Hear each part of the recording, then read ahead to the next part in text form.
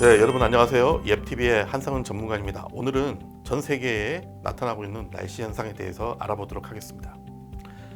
네, 현재 세계의 지도를 북반구에서만 한번 그려봤습니다. 우리나라가 보시다시피 화면의 중앙에 나타나 있고요. 그 다음에 왼쪽이 영국 등 유럽이 되겠습니다. 오른쪽이 아메리카, 북미 대륙이 되겠습니다. 일단 우리나라 쪽부터 한번 알아보겠습니다. 일단 상층에 대해서 저희가 설명을 드릴 텐데요. 현재 우리나라 상공에는 굉장히 차가운 공기가 놓여져 있습니다. 제가 그 차가운 공기를 콜드라는 영어의 약자의 C를 표시하겠습니다. 이 상층의 차가운 공기는 며칠 전부터 계속해서 여기 보이는 캄차카 반도에서부터 강한 찬 공기를 가진 상층의 저기압이 만들어졌습니다. 저기압을 L로 표시하겠습니다. 이 저기압에 의해서 기류의 움직임이 서에서 동으로 이렇게 가지 못하고 저기압이 생기다 보니까 저기압성 회전, 즉 시계 반대 방향으로 기류가 회전을 하게 되었습니다. 이에 따라서 우리나라 쪽으로는 이 저기압이 정체함에 따라 우리나라 쪽으로는 계속해서 북쪽에서부터 차가운 공기가 내려와서 우리나라 상공으로 계속해서 찬 공기가 놓여지게 되었습니다. 이렇게 상공에 찬 공기가 놓여지게 되면은 항상 일기 시스템들은 고기압이 아니라 상층에서는 저기압의 형태, L자로 다시 표시하겠습니다. 저기압이 놓여지게 됩니다. 그 다음에 우리나라 쪽의 서쪽을 보시면은 지금 지도에서는 하얗게 보이지만 굉장히 고도가 높은 지역입니다. 여러분 세계의 지붕이라고 혹시 들어보셨는지 모르겠지만 세계의 지붕이라고 하는 것이 바로 티베트 고원입니다. 티베트 고원은 중국의 서쪽, 남쪽, 그 다음에 인도의 북쪽. 그래서 이 광범위하게 넓은 부분에 티베트 고원이 분포하게 되는데요. 이 티베트 고원은 해발 고도가 약 4,000m 이상이 되고요. 우리나라 면적의, 즉 남한의 면적의 약 40배 이상 되는 아주 광범위한 범위입니다. 이 티베트 고원은 생긴 것이 마치 고래와 비슷하게 생겼습니다. 이렇게. 예, 마치 고래 꼬리처럼 저렇게 꼬리도 있고요, 몸통이 있는 이런 모습이고, 그다음에 여기 해발 고도가 굉장히 높다고 했는데 여기뿐만이 아니라 이 티베트 고원의 북서쪽이 바로 몽골입니다. 이 몽골 지역까지 다 고도가 높아요. 고도가 높다 보니까 여름철에 태양의 가열 에너지가 일사 에너지가 많이 들어오게 되면은 여기가 가열이 됩니다. 가열이 되면은 지표가 데워지기 때문에 데워진 공기는 위로 올라갑니다. 그러면서 위로 올라가면서 공기의 온도가 자꾸 부풀어 올라요. 우리 겨울철에 방 안에 난로를 딱 켜면은 공기가 훈훈해지는 것처럼 그럴 때 공기가 온도 올라가면 공기가 팽창을 하게 됩니다. 그래서 현재 이 티베트 고원이 위치한 이 지역으로 지표 가열이 굉장히 크게 일어나고 있습니다. 가열된 공기는 말씀드린 바와 같이 상층의 공기를 데워줍니다.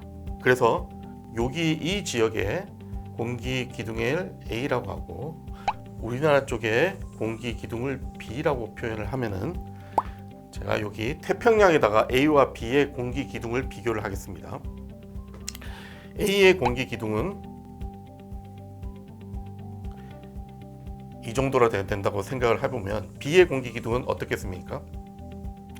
A는 가열이 돼서 부풀어 올랐고 B는 가열이 안 돼 있고 북쪽에서부터 냉각이 된 공기가 계속 내려오잖아요. 찬 공기가. 그래서 B의 공기는 공기 기둥의 두께가 작을 겁니다. 낮을 겁니다. 이렇게 되죠. 그래서 상층으로 올라가면 갈수록 A는 제가 표시하겠습니다. 여기를 10km라고 표시를 하면 상층으로 올라가면 갈수록 A는 가열되기 때문에 지표에서 가열된 공기가 계속 위로 공기를 데워주면서 부풀어 올리기 때문에 이 상공에서는 이만큼 누르는 힘이 작용을 하게 됩니다. 그런데 바다에서는 찬 공기라서 열 소스가 없기 때문에 밑에서 열 에너지가 증가하는 것이 육지보다 작을 겁니다. 그래서 공기 기둥의 두께는 A 지역보다 두께가 작을 수밖에 없습니다. 이에 따라서 A 지역은 상층으로 가면 갈수록 A 지역은 고기압이 되고요.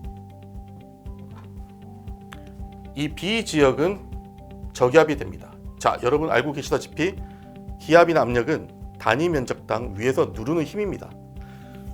이 A 지역은 누르는 힘이 공기의 부피가 크게 위에서 누르는 형태가 작용을 하기 때문에 고기압의 성질이 아주 뚜렷하게 되고요. B 같은 경우에는 상대적으로 주변에 비해서 공기에 누르는 힘이 적기 때문에 저기압이 성질을 띠게 됩니다. 그래서 상층으로 올라가게 되면은 고기압 중심은 항상 따뜻한 공기, 저기압 중심은 항상 적어놨듯이 C라고 적었습니다. 콜드, 차가운 공기가 놓여지게 됩니다. 이런 원리로 해서 현재 지구에 여러 가지 파장들이 형성이 되어 있는데 지금부터 간략하게 설명드리겠습니다. 이 티베트 쪽에 말씀드린 바와 같이 가열된 공기에 의해서 고기압이 형성됐습니다. 그래서 고기압 능이 이렇게 생겼습니다. 고기압을 H로 표시하겠습니다. 이에 따라서 공기는 서에서 동으로 움직이지 못하고 시계 방향대로 공기는 이렇게 들어오게 됩니다. 그래서 우리나라 쪽으로 해서는 상층에 차가운 공기가 계속해서 우리나라 쪽으로 유입되고, 말씀드린 바와 같이 일본의 북쪽에서 또 차가운 공기들이 저기압으로 돌면서 들어오면서 우리나라 상공에는 아주 차가운 공기가 지금 놓여져 있습니다. 자, 이런 형태가 티베트 고원 쪽에서는, 중국의 서쪽 지역에서는 반대로 가열된 공기에 의해서 상층 고기압이 발달했기 때문에 여기는 따뜻한 공기가 갇혀져 있습니다. 그 다음에 러시아 중부 쪽에는 또 차가운 공기가 지금 갇혀져 있습니다.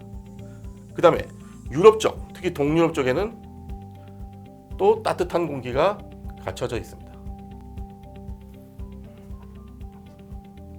지금 현재의 세계의 날씨 시스템들은 이래서 유럽 쪽에는 따뜻한 공기, 웜, 그 다음에 아시아 중부, 시베리아 쪽에는 콜드, 그 다음에 티베트 고원 쪽에 위치한 우리나라 서쪽 유라시아 대륙에서는 또 따뜻한 공기, 웜, 고기압이죠.